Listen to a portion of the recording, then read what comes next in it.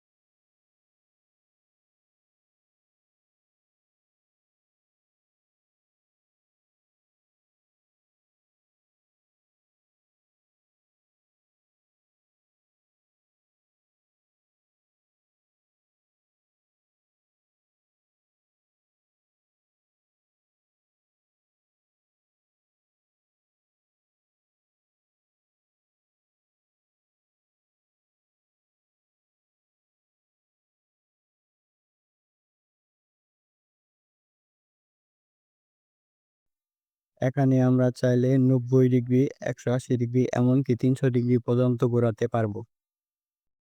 আশা করি ভিডিওটা আপনাদের ভালো লেগেছে। আরো আরডিনো এবং প্রোটিয়াস টিউটোরিয়ালের জন্য চ্যানেলটি সাবস্ক্রাইব করতে ভুলবেন না। ধন্যবাদ সকলকে।